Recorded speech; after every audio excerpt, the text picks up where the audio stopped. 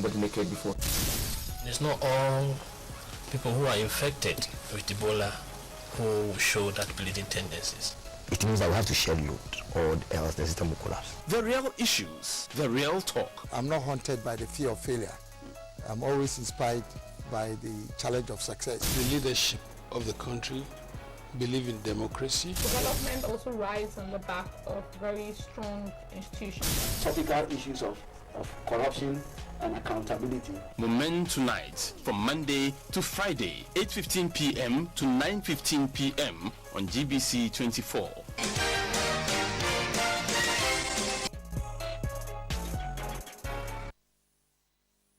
Many thanks for joining us here on GBC24, and the conversation is ongoing about financing education, especially at the senior high school level. We all know what is happening right now. We'll be bringing you updates in the subsequent weeks, but again, one critical area that financing of education has become an issue is that of the tertiary education sector. We know of plans by the government to convert polytechnics into technical universities. We also do know that some students have complained about difficulties on campus when they eventually arrive there, difficulties in terms of not just paying their school fees, but also taking care of themselves even as they are on campus. And we all know of the, previously it used to be the SNET Students Loan. Now we have a loan trust fund. We'll be seeking to find out how that is panning out in our tertiary institutions, and then also we'll look at how feasible it is for the government to convert polytechnics into tertiary universities. And I mean technical universities, and I have the very right people here with me in the studio. You'll never get this panel anywhere else except here on GBC24. To my extreme left is Mr. Anis Hafar. Mr. Anis Hafar, we all know him. He is an educationist. Thank you very much, sir. Always a pleasure having you on this platform. And for the very first time, I have with me Mrs. Sheila Na Buama. Mrs. Buama is the CEO of the Students Loan Trust Fund. Madam, thank you very much. It's a pleasure seeing you. I've always admired you from a distance, and it's a dream come true that I'm getting to speak to you at close range this evening. My honor. Thank you very much. I'll start the conversation, obviously, with you, Madam, because we are looking at financing tertiary education. And I completed my first degree at the university in 2004, and I enjoyed the student loan facility. When I started working, so far I've paid off everything. But I'm wondering, so if I was able to pay off my student loan, is it the fact that we had to convert that to the loan trust fund because people were not paying? How different is your organization from what we previously knew of? Thank you very much, and good evening to your viewers. I'm privileged to be here tonight to throw more light on our activities and the support we offer Ghanaian tertiary students. Interestingly, we turned 10 this year, and so since 2005 we have been responsible solely for disbursing students' loan to tertiary institutions across the country. The act that set us up mandates us to provide financial resources to accredited institutions and for Ghanaian students pursuing accredited programs. So irrespective of which tertiary institution you are, be it public, private, as long as it's tertiary in nature and is accredited and then you are Ghanaian, you qualify to access this facility. Yes, you are right. Over the period, the student loan as a social intervention has moved homes a lot. In fact, the concept of a student loan in Ghana is some 44 years old. I think it started in 1975 when it was first introduced to provide that cushion to families to see their wards through tertiary institutions. And it has moved from home to home. It used to be disbursed by GCB. It moved to the Social Security and National Insurance Trust. So some of us took our students' loan from them. I think it is in trying to house it and trying to provide an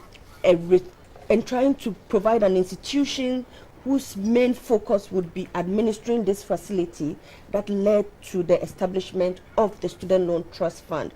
So now that responsibility would not move around anymore. It has found a home, and it is focusing entirely on the activities of supporting students access this thing on time to make it relevant to their need. And that is a gist of how we have evolved over the period to support families with a social intervention called the Students' Loan. My next question to you before I bring in Mr. Anis Hafa is how accessible you are. But even before we come to that, to be able to give a loan to somebody, you must first of all have the means to do so. Where do you get the money from? Yes, that's a very relevant question. Funding is key. And so the act that set us up again has listed a couple of options available to us. But the two main sources that we currently are supported from is up to 10% of the GET fund and 1% of the communication tax. So we currently are being funded from that, even though we have several other options that makes it possible for patrons in education, stakeholders in education to provide support. We are not there yet.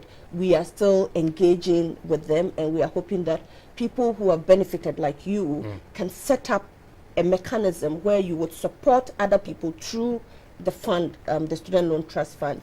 And so we are looking at the future where philanthropists or beneficiaries of the Student Loan Trust Fund would fund the fund to support specific areas in tertiary education.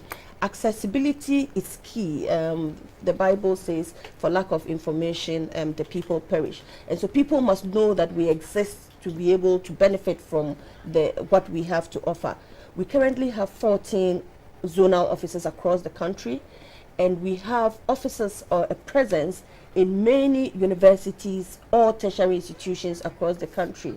Again, some 2 years ago, the teacher trainee allowance was replaced with the student's loan, and to ensure that they are also properly catered for, we have 2 representatives each in every tertiary institution, in every college of education, both public and private.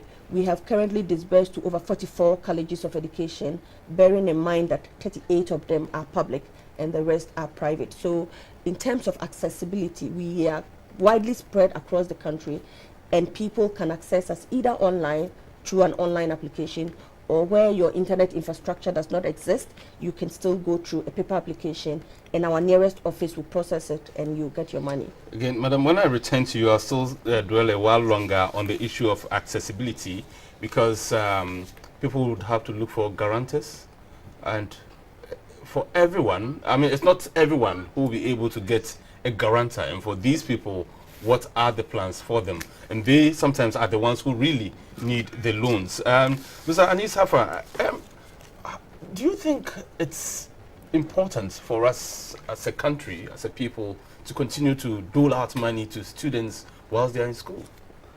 That is a question. I was at the University of Ghana, I think 2 weeks ago, on the Radio Universe. And I was invited by young people, and you know, they were quite disturbed that the government wasn't paying their utility bills for them, that sort of thing.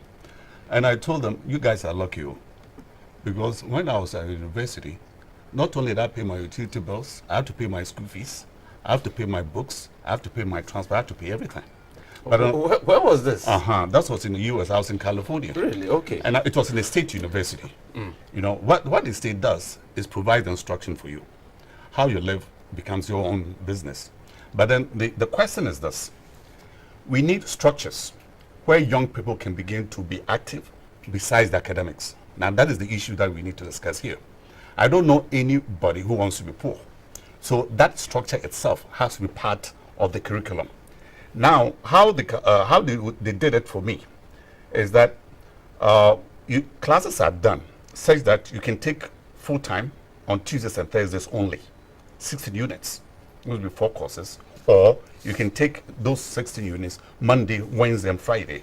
But the times that you are not in school, you are working. But it's structured that way. So I went to school with the idea that not only am I studying, but I'm also working to pay my way through. And I did that all the way through graduate school. But here, though, the structures have been done such that there's some leeway where young people now can begin to even think that there's another way of making a living besides being on campus all the time. So the structures have to be in place where that is happening. So going forward, sorry, but before you even go forward, your suggestion appears to me to be utopian. You are not used to it. because even graduates are struggling to find jobs. And you're talking about students finding jobs for themselves. That is it. Now that comes to how we are going to convert the universities into technical institutions. Now the reason, okay, we can get to that too. But the issue is money. So how do we make money in this country so that we can begin to eliminate some of the hardship that people go through? So the bigger picture cannot be removed from exactly where we need to go in the 21st century. And the issue is this: we have to begin to think outside the box and begin to look at best practices and see how we can adapt some of the elements that are sensible for a developing country like this one. But it's possible. You were nodding. Yes, I just wanted to chip in to what he said. And the fact is that we need to know who we are. And so I would want to refer us to the 2010 Population and Housing Census. And that document tells us that over 70% of our population have not gone beyond senior high school. That document tells us that only 4.5% of us have gone beyond, have some tertiary education. So it tells us that of the 25 million at the time, more than 23 million of us do not have tertiary education beyond secondary. These are very, very important things because the economy is driven by the people, and the quality of the people is based on their level of training or their skill set. And so education is the foundation we need. And how do we make this education available to the highest point to citizens such that many more people beyond the 4.5% or above the 70% can go to beyond secondary education? And you know, a lot of discussions and very good plans are underway. The fact that several years down the lines of independence, we are still a primary producer and not transforming. Why don't we ask ourselves why? How come a country like Singapore, without natural resources that we have, is progressing at the rate they are? How come places like the United Kingdom, without the natural resources we are far richer than us? It is because of the quality of their human resource and the productivity of that resource based on the skill set. So we need to put in place structures and interventions that will support many more Ghanaians with the intellectual capacity to go beyond the secondary school. Let's look at what a secondary school graduate can do in the current state we are. They are not as productive as we would want them. And so if they are ending, if the termination point is secondary school, then it is a lot of waste in very productive people that could have been trained to transform or to bring about the kind of transformation, the kind of entrepreneurs to resolve the issues with our sanitation that we need. So we cannot underplay the significance of supporting Ghanaians to make it to the next level. But you see, again, when you look at some of the most successful people across the globe, like Microsoft, Bill Gates, like Zuckerberg of Facebook, and so on and so forth, they're not people who necessarily went beyond the level of education that we are complaining about. But you see, I'm a bit reluctant when we draw on countries like the United States and America and the UK, because the quality they have from the basic way to wherever they terminate, it's far, far different from what we have. And so we need to assess our strengths and our weaknesses within the education chain and say that based on the kind of quality we have, are we going to be able to produce? Yes, we have produced a few of them. We know that some of the very successful entrepreneurs in Ghana have not gone beyond a certain level of education. But how many? How many success stories? But we know that many more people with education are making it are breaking loose from poverty because they have been empowered to free themselves from that trap. So as a country that is still developing, and the kind of statistics we have in terms of the quality of our human resources, we cannot underplay the importance of interventions like the loan. The loan, of course, is not free money. Yeah. It is money that they will start paying, and I think that in all respect, it's good because it is the money that gives them support when they are vulnerable, and when they become equipped with skills and expertise, they're expected to repay that for the future generation. So that is not free money. That is a good way of empowering yourself, just like if you are taking a job. All right, so we still haven't addressed the issue of accessibility And the guarantor. and the guarantor. I'll come to that, and then again we'll look at payback, whether or not people are paying back. But Mr. Hafa, I'm just thinking, over the years, yes, governments have continued to fund education at the individual level, but has government or have the people paid back, not in terms of physical cash, but in return? For instance, recently doctors were on strike. You and I know that the taxpayers' money was used to educate these doctors. Every day, lecturers are on strike. Almost all the time we hear of NAT and NAGRAT going on strike and so on and so forth. Is the society getting back what it puts in terms of education? Good. You know, the idea is not to isolate particular professions. Right. We want to look at a bigger picture. Now, let's look at it like this. We have, again, I mean, when you're talking about how we can even fund education, we're even talking about philanthropists. But you know, philanthropists are rich people. So the question is this: are we using our education to develop rich people? And then I don't want us to just look at the medical profession, that sort of thing. Let's look at a bigger picture in terms of how we train young people in this country. And here, people who make money are doers. They're not academicians. Let's understand that. If you produce academicians, they can never be philanthropists for you. So the question is this: how do we develop a mindset where right from the beginning we are raising young people to begin to understand the value in adding value to our natural resources? What I keep saying is this: Ghana is one of the richest pieces of land in the world. However, the mindset to develop it is poor. But we cannot continue that way. So what I'm suggesting is this: let's look at typical a person who's finished university, and let's begin to look at how they were raised. You see, remember, we quote the Bible: the way we raise children, they will not depart from it. Yeah. But we are raising them in a negative way, and they are not departing from that negative way either. The negative way is what I mean by this.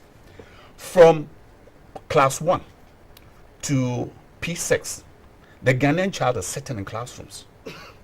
In junior high school, the Ghanaian child continues to sit in classrooms.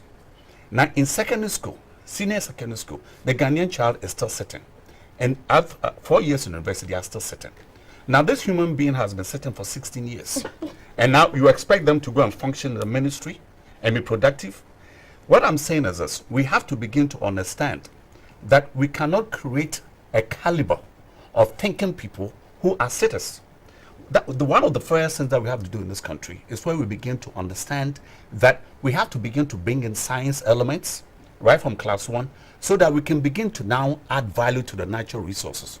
The pity in Ghana, and people come to this country see it, they might not tell you. They will tell you how beautiful our kente cloth is. They will tell you how fantastic the dances are. But outside that, they tell us about the certain culture that is not breeding people who can be philanthropists for universities. So now this is what we're going to begin to look at. When I've done training in this country, the most distressing aspect, especially when I go to places in the north, is where there's cotton blowing everywhere. We don't harness it. We have possibilities of growing rice, but we have young people who are sitting in classrooms away from where the money comes from. So we have to begin to look at adding value, because when we begin to even look at corn is traded on the stock exchange. People make millions there. When you look at rice is traded on the stock exchange. People make millions there. Here, and we keep boasting about the largest man-made lake in the world. Do we grow tilapia there? I mean, this is where we have to begin to decentralize and refocus the essence of what education is and direct young people where they are hands-on. Now, the point I'm making is this. After a typical person is gone through the process that I'm talking to you about, where they are now they have certificates that are loaded with theories, where there are no applications whatsoever. Then what we've done is that we've doomed that person permanently. The other thing is this: it's okay to have the theories, but as soon as possible, when you kick in critical thinking, it has to translate in some kind of applications. And then from the applications go into skills development. If Legon was developing people with skills, we have philanthropists who will be able to support the younger people like that. But we are now, what we are doing is this: we are clipping the wings of the possibilities of the greatness in this country. If you look at, when we talk about the cream of the crop of Ghana, where do we find them? Kwame Nkrumah University of Science and Technology, Legon, University of Cape Coast. But then look at it like this: we have to be practice oriented. We have to be serious about working with our hands, because what we've done, what we've inherited in the colonial past, is that we want to be boss men, we want to be officers, we want to sit in lecture rooms and so on. But we forget the colonialists had people to work for them. We are in a position now where curriculum has to be driven, where now we have a purpose. And many times I've gone to schools where young people are sitting behind desks. They are so bored, and a lot of them drop out. But in the same school, we have computer facilities there. And the principals and heads themselves are afraid of the computers, so they've covered them up. There have been places where we've gone and really shifted the renewable blankets and the bed sheets from the computer so that young people can begin to access it. Let me give you this other point too. Look at the backlog of paperwork in this country. And we have young people who are so enterprising, they have energy, where if they can begin to even apply technology, you can go to a hospital and put all those files that are lying haphazardly everywhere on a low pen drive. Now that is how we develop skills in young people. We have to begin to understand that education that we do here is decrepit. There's no education where you're going to sit for 16 years and then the person goes to work in a civil service. So basically that is why services are not being provided in this country. And this is the cause of it. And we have to begin to look at the underlying basis on which we are creating poverty as a vicious cycle, and it's serious because we are paying people who are supposed to understand these elements to change exactly what it is that we're doing in this country so we can be the rich country that we deserve to be. That is a question. I just try to get a summary of what you just said. So in effect, governments invest in education, but in the wrong direction.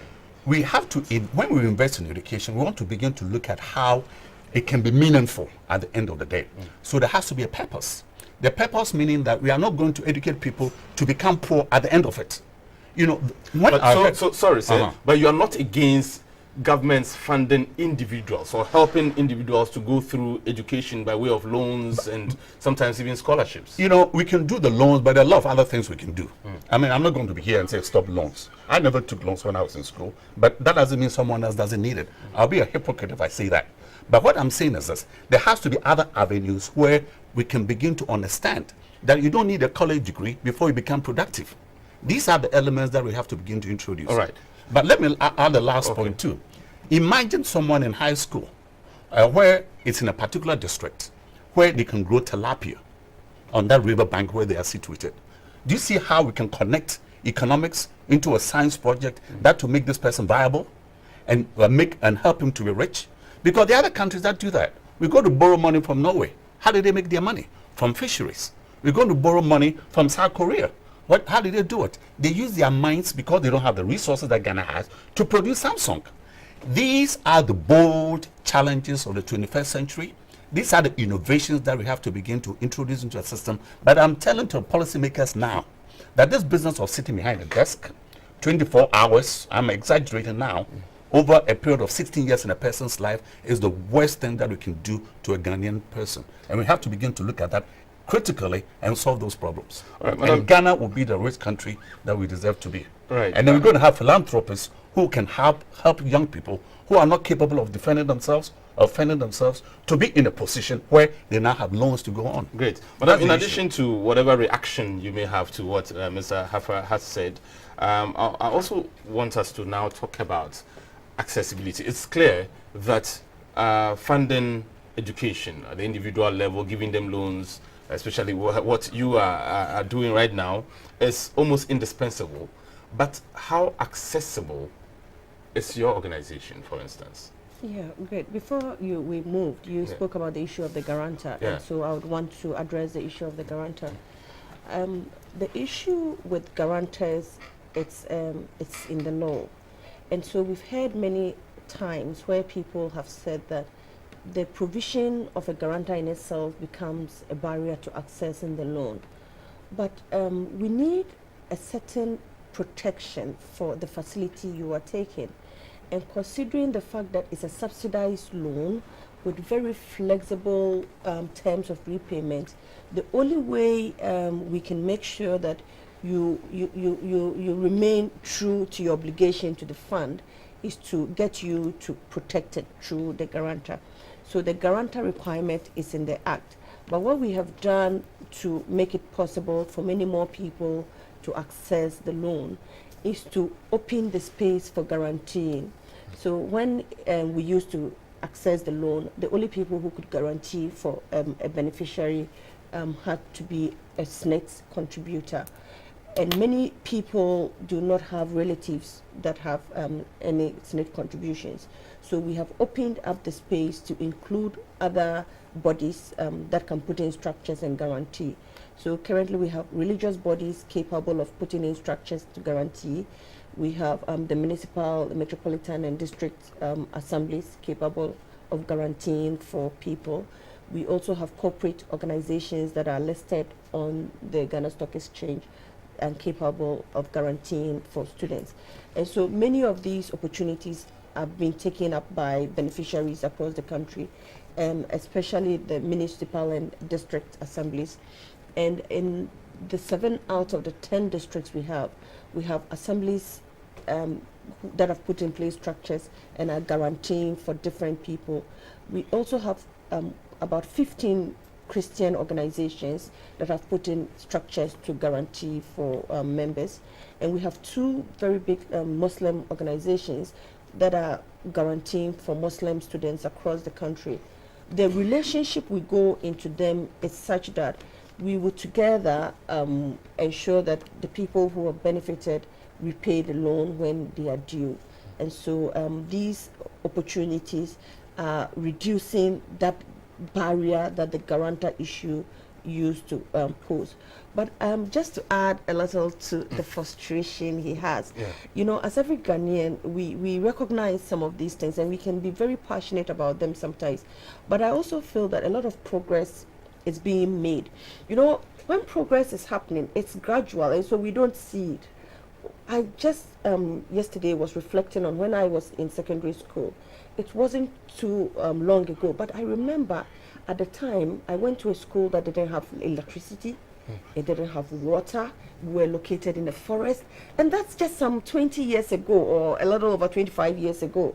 And today, it's a different story. I go to the school and there is lights, there is water, and they are still performing poorly, and I'm asking them, what is their excuse? I got an grade 14 in the forest without light, without water, you know, and so you have internet, access to information, everything, light, water. Why are you not passing your exam? But a lot of progress is happening in terms of the current generation being entrepreneurial. Recently, I was at a forum where very young people were showing us several things that they're doing. Because many people are doing it in different corners, we are not seeing it, it blossom. But one day we are going to have an Alibaba from Ghana from the very little efforts. Some, you know, it's very difficult. When I finished school, I tried to set up a business. It's very difficult to succeed in the private sector. And so the people who really survive are the exceptions. Many people try and fall and would try again. So it would take time for us to start getting the big names we are hearing. And before the Americas and the Asians got their tigers, you can't imagine how many people have tried and have not succeeded and keep trying. Many more people would. And so we would get there. But I think that as practitioners, we need to recognize the progress that is taking place and the fact that a lot of people are hungry to be successful, to be entrepreneurs, to own their businesses and employ.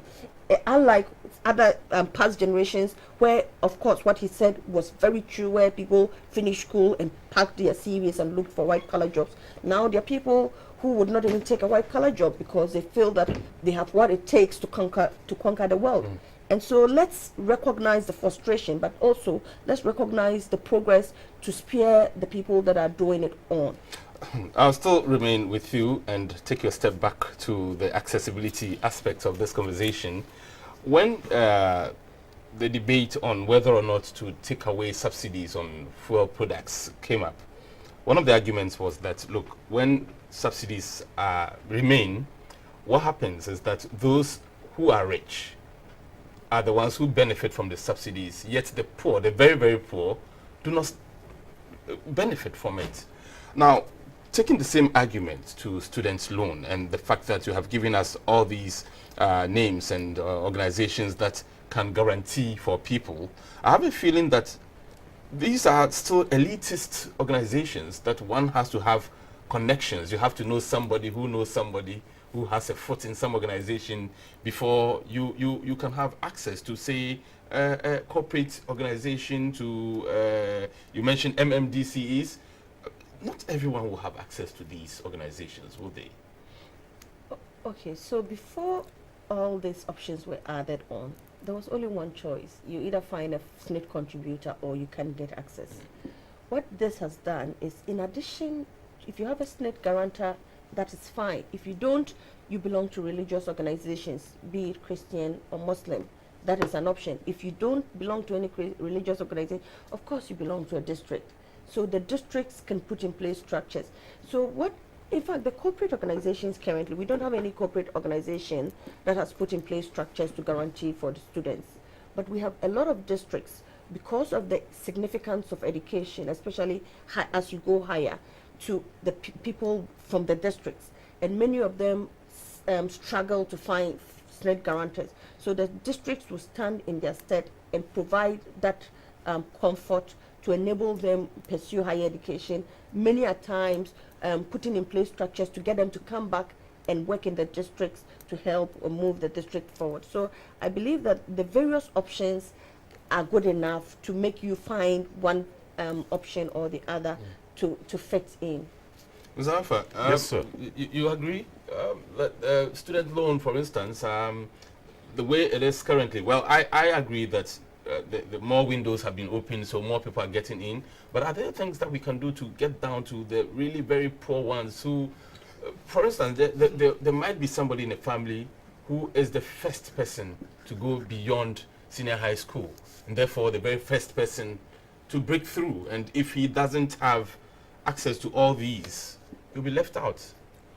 You know, when it comes to finance and education, you know, many times you talk about free education. And I want to begin to look at exactly when we look at the demographics, who are those who are totally deprived and they need to be helped? I think the key thing, and it's a very difficult thing to do, is to identify those who are in positions where they don't have leverage.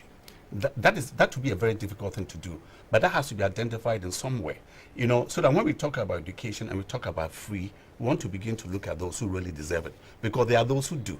I've done programs in the north where I'm telling you, if you don't provide even a school uniform or shoes for a particular kid, they will not be in a position to go to school. Or even if you don't feed them, they won't be in a position to go to school. So these elements have to play. But the difficulty again is for us to begin to identify those who qualify for some kind of help like that. And then philanthropy, it's a key thing. But then the other thing is that we have to be in a position where we are creating wealth in this country. You know, that is what bothers me. In a sense that we have a poverty state of mind and we perpetuate it. You know, anytime I see young people on the streets, you know, hustling water on their neck. If I've seen children who've come from the north and you look at opportunities there and they've left all that to come and carry things on their heads, you know, these are the bigger picture that we have to begin to look at. But later, when we talk about how we can even begin to convert, the issue is this: how do we get profitable? How do we harness the energy that we have? How do we bring our human potential to bear in creating wealth in this country? And the key is exactly what we've been talking about here, is how we're going to convert the academics into a technical university so we begin to create wealth. And what I'm recommending now is that University of Ghana, Legon, should be the first technical university. Because what is happening is this. We are telling the whole country that if you are bright, you go and do the academics. If you are not bright, you go and do the technical stuff. But we've been doing academics since 1957. I was 10 years old. And we are still doing academics. And we can't even fund education for our young people. There's something wrong. And the question I keep asking is this.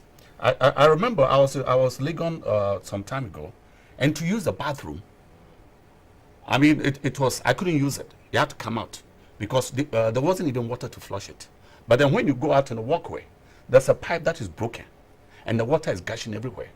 Here we have every department under the sun, University of Ghana, and then there are signs that says Department of Applied Sciences. We can't apply water to flush our toilets. What are we doing in that situation? So what I'm saying is that the technical element for a developing country is key. We can do the academics, but we have to begin to limit the academics and let young people begin to understand that even, doing the landscape of the university itself, it's a service where we begin to develop a product. You know, Lee Kuan Yew, I think you mentioned Lee Kuan Yew. One of the first, because they don't have any water. So one of the first things that they did was to harvest water. You know, and we have more rains here possibly than there because there's a tropical climate. What do we do with the rain? You know, and there's a university here in this country that is now harvesting water. And the last time I was there, they're able to store 33,000 gallons of water. That is the kind of relevant education that children themselves need to see visibly because it serves a purpose. You know, but this business of theories upon theories where at the end of the day, you don't know what to do with yourself. This is a very serious indictment in how we lead education in this country. And then I've taught various nationalities. You know, the Ghanaian child is being brought up to be a bit too submissive. You know, there might be instances someone can break out. But let's look at the majority of young people, the way we bring them up, where they don't have the affective competencies. Affective competencies meaning that the confidence that yes, I can do it. There will always be one or two who fall through the cracks and be something else. But we have to begin to look at a bigger picture in terms of how we raise the confidence of our young people. And you raise confidence of young people when they are capable of doing things with their hands. Hands are the best teachers. And if you look at those who have really studied children, Maria Montessori, for example, or Jean Piaget, they start by understanding how they can begin to understand children because they want to use their hands. These are the things that we have to begin to look at. But the other point I want to also make this, going to the 21st century, education at the end of the day, for it to be purposeful, has to show a service that having been processed through this particular institution, these are the services that I can provide. And I can make a living based on the services through the skills that I have. That's one way to look at it. Another way is that I've been able to develop a particular product so that when I leave, I'm going to center my life on this particular product. The last point I'll make is this. I've just done a tour of some universities in the US, and I happen to be at MIT. If you go into their science lab, the first thing that you see is a question mark. What is your curiosity? What are your interests? What is the societal problem that you want to resolve? So that when you come into this lab, this is what you're going to do. You are not going to listen to a lecture and reproduce the information back to somebody because at the end of the day, it's useless to you. These are the things that we have to begin to look at. And now check this. Again, wealth creation. If you look at even Stanford, look at the industries that have sprouted around Stanford, the Silicon Valley. We are teaching young people to think and to do something with their thinking as soon as possible. This business of having our young people produce information back and forth is the worst thing that we can do because at the end of the day, they cannot survive on that. So these are the key elements. The other point I want to make is this. The nature of the courses themselves have to change.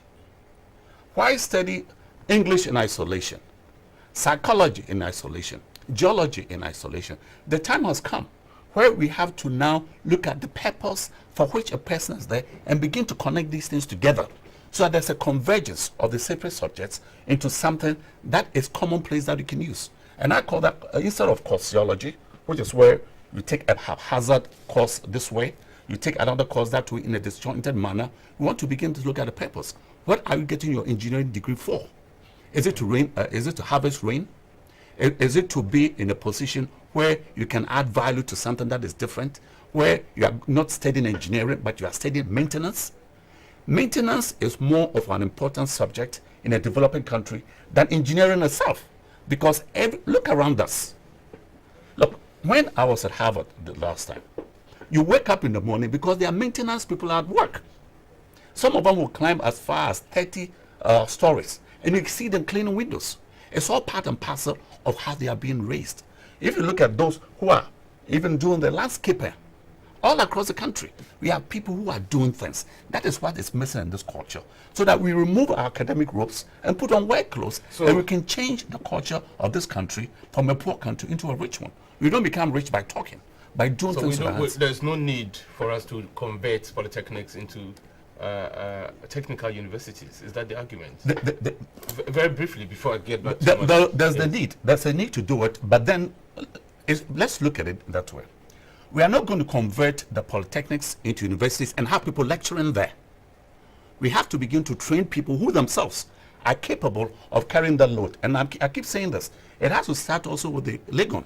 That people who continue lecture have to be retaught to be coaches. I'm going to coach you to develop a particular skill. Young people come to school to do something. They don't come to listen to you. And then the second is come to listen, the third is come to listen and reproduce that information for you. It's useless. So, but the people themselves who are in a position, who are now trying to harness this type of decrepit type of education, have to be retooled.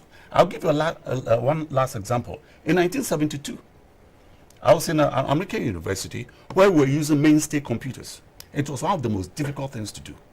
And I would go there and spend all night, and I still couldn't do it. When I went back to graduate school, Bill Gates and Steve Jobs have now introduced the small computers. So now those who were teaching the old decrepit COBOL and Fortran were now obsolete. Guess what they did? They had to go back to school to retool for the current possibilities. These are the things that we have to begin to understand. That unless we are teaching our young people to be skillful, we are doing them a great harm. This is what we need to begin to look at. Madam, I know you because you deal with students who will have an interest in this, whether or not polytechnics should be turned into technical universities and all the cost implications that come with it. What are your thoughts on this issue? Before I get you back to address the issue of these loans that you give out to students, how do they pay back? What's the payment rate? But let's address the issue of polytechnics. I think that some of the frustrations he's expressing is one of the reasons why they want to convert the polytechnics into technical universities, so that you can have a lot more hands-on applied type of people coming out.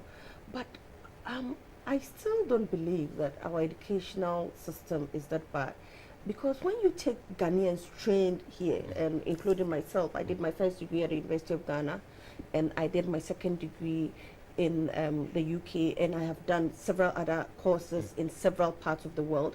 And anytime I have met people from different countries from Ivy League schools, I haven't felt insufficient. I haven't felt ill-equipped to compete at par. In fact, there's several Ghanaians that are excelling on the international landscape, and all of them have been trained by these very universities. We don't seem to agree are making progress to try and respond to the 21st century. So for me, I believe that many of the frustrations practitioners are expressing are valid, but I also believe again that a lot of these institutions recognize the need to evolve, and many of them are evolving, and they are producing products that are capable of handling the needs of the 21st century if they are given opportunities. Maybe, just maybe, we do not have enough opportunities to get the graduates that have come out to participate. For example, I remember many schools used to have school farms. And there you would have practical experience with the farms, you would have practical experience with animals. And so when you finish school, you have options. if you wanted to go into farming and you didn't necessarily need to go and start again, you would have encountered some of these things. It reminds me of, I used to work with the ILO, and one of the encounters, we went to the north and we were talking to farmers about child labor. And one of the farmers told us that, you know what, you people, you come with very interesting laws. And you always say that it's child labor. That's your definition of it. But we are aging. And for us, it's an apprenticeship we are taking our children through. And he asked me, if I give you a hoe, can you bend? No, of course not, because you haven't done it. But our kids can do it because we find time to give them that hands-on training, to be able to take over from us. But here is the case, we again enter into global agreements that define some of the things we do to pass over skills wrongly or misclassify them. Without taking our context. Without taking. So, into consideration, yes, so some of these things are taken away from our need to make our people hands-on. Because education fundamentally is missing across the divide. They are unable to implement them per the very fine elitist English we have put it in. So we always have to find a simplistic way of explaining it. And for them, that simplistic way means that don't take your child to the farm. But that is not the interpretation. The interpretation is that don't take your child to the farm at the expense of education. Even when you take your child to the farm, there must be some moderation in terms of the child's age and what they are allowed to do. But because fundamentally many of our parents do not have education, it is difficult to communicate some of these things. And so we move, we are taking steps in different directions. And so fundamentally, we need to ensure that many more Ghanaians are making it beyond secondary school. And when they become parents themselves, in whatever profession they go, they are able to implement things better, and collectively we would start seeing the kind of results we want. We are making that progress, but there's a lot more effort that the various sectors must achieve for us to see it in a meaningful way. All right, so now let's get back to your organization again, the Student Loan Trust Fund. A lot of students now complete their courses and travel abroad, and they never return to work here. And I'm just wondering, so these are people we've given our monies to. Do they pay back? Yes and no. Yes, because currently on the Student Loan Trust Fund website, we have a portal where you can access your relationship with us from any part of the world. And so being out of the country does not necessarily become a barrier. You can pay your loan, pay this. We have partner banks that we work with, and GCB Bank is one, EcoBank, NIB, GN Bank, and all of these have international transaction wings. And so student beneficiaries who have left the jurisdiction are not limited if they want to pay their loan. However, that is why the loans are guaranteed for. And so the person who is guaranteeing for you indirectly is taking over some liability. In fact, that is why many state guarantors are now becoming very careful who they guarantee for. Because if they guarantee for you, when it was our time, it was easy. You just go to somebody and say, please guarantee for me. And without further consideration, they did it for you. But over time, they realize that when you're going on pension, they can't find us. And so it's deducted from their earnings, and it's frustrating. And so now they are very careful to who they guarantee for. And so they are becoming cautious. But interestingly, people believe we have a very responsible generation. And that is why I say interestingly, many people don't believe that the people who are supported are responsible enough to want to pay the loan. But many of them understand that when they took the loan, they were in a position of vulnerability. They were vulnerable.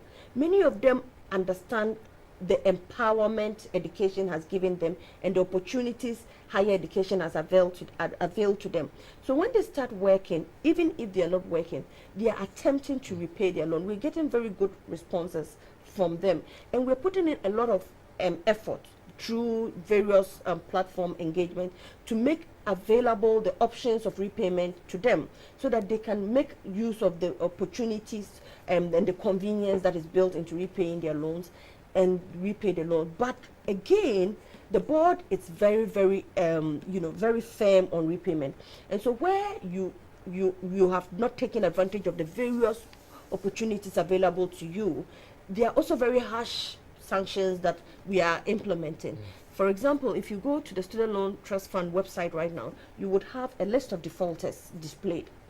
And we are going to move that forward into other channels of naming and shaming people who have benefited from the taxpayer, who are strong and energetic in very enviable positions and are refusing to pay.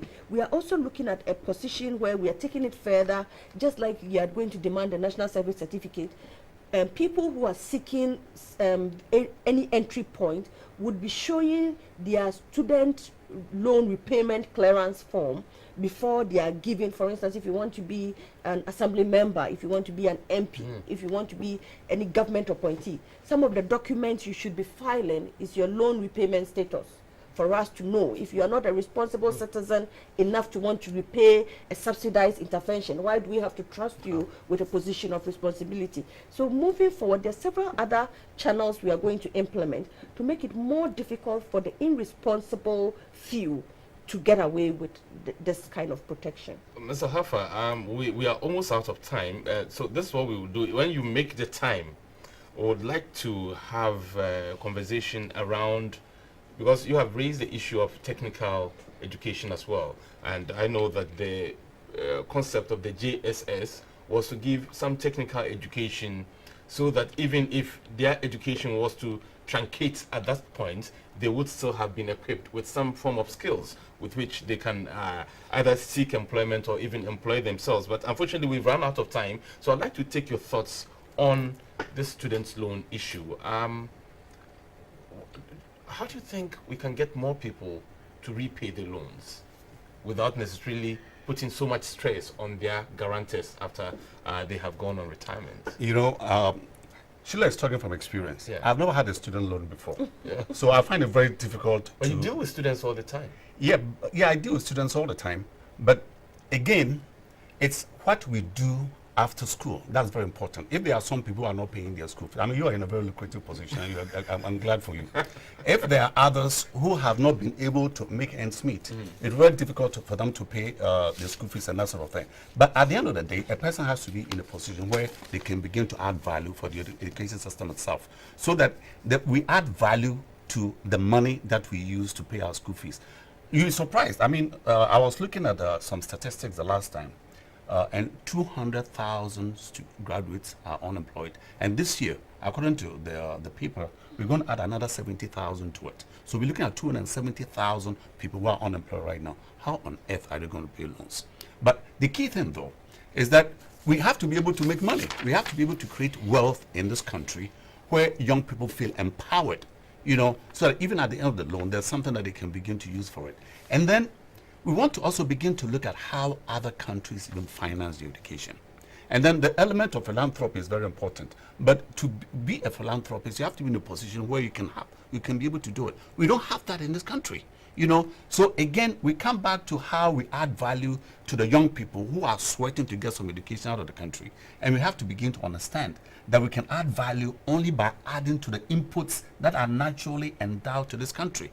That is very important, so that a person who now requires 50,000 might probably need only 20, or someone who is able to, our parents might be in a position to really afford it, because a lot of people are going on hard times. You know, when you even look at the dollar rate in this country, how does a person make money? If you look at the bank rates in terms of how it will cost you to borrow money to be productive, I mean, how do you, how do you square things? So these are very critical issues, and for me, what I think is that, and bothers me a bit, is that we have some bright people in this country, bright young people in this country, but the way we are raising them is where I'm drawing the caution here, because they can do much better than what we are getting them to do. We need to wrap up now, and Madam, as we wrap up, I'd just like to find out what your last thoughts are, especially now that you have more students coming on board, colleges of education, and I bet whispered into my ear that very soon nursing training colleges will come on board as well. How are you going to deal with all this, very briefly, before we go? Okay, thank you. I just wanted to talk about the repayment. How Yeah. do we expect them to repay? How we expect them to repay is the fact that we need to also recognize the growth in the telecommunication sector. It's consuming products from tertiary institutions, the growth in the service industry, the banking, the emerging oil and gas. You know, all these sectors are employing people, maybe not to the magnitude that we want, but the student loan repayment is structured such that even if you are unemployed, it is not burdensome on your finances. And if you can afford to spend 30 Ghana on credit a month, then you are comfortable to pay your student loan without waiting for that big time job to repay. So that is it on the issue of repayment. But moving forward, as he said, a lot of work needs to be done on the mindset and the self-belief and the can-do spirit of many of citizens. And I think that it is not the educational institutions alone that have that responsibility. Everybody, if I was at a conference where industry was lamenting how they didn't want to deal with graduates from Ghana. And I said, but that is what you have. And the Honorable Minister at that very forum had mentioned that take them, don't assume that they would perform like the people who have been with you 10 years. You need to nurture them, trust them, and they will deliver. And interestingly, at the Student Loan Trust Fund, we work with a lot of national service persons as part of our strategy to augment staffing. And when they come and you empower them and you trust them and you delegate, they perform marvelously. They are dedicated, they are hardworking. It is just showing them that you believe that, and you know, they may make mistakes. Obviously, they may make mistakes, but it is through those mistakes that they get better and develop themselves. So it is not only the responsibility of tertiary institutions or polytechnics or what have you to make the citizen believe in their capabilities and be hands-on. It is a responsibility of everybody, including parents. All right. Mr. Hafa, unfortunately, we've run out of time. So if you accept, and I'm inviting you live on air, I have an invitation next week. We'll get you here so that we'll look at education from the junior high school level. And now that we are in an era where we're supposed to have free senior high school education for day students, and whether or not that even is feasible, or if what has been proposed is actually what a free day school should be. These are issues we would like to talk about with you later, but unfortunately we ran out of time now, and this is where we call it a night. I've been privileged to have with me two very distinguished people in the studio. To my extreme left, Mr. Anis Hafa, an educationist, and Mrs. Sheila Nabuama, who is the CEO of the Students Loan Trust Fund. We've been talking about financing tertiary education. I've learned a lot. I hope you have too. We'll see you again some other time. Until then, you have a very good night and enjoy the rest of our programs here on GBC24. Good evening. This is Moomen tonight. My name is Moomen. I am seated here by the grip side of Sergeant Ajete.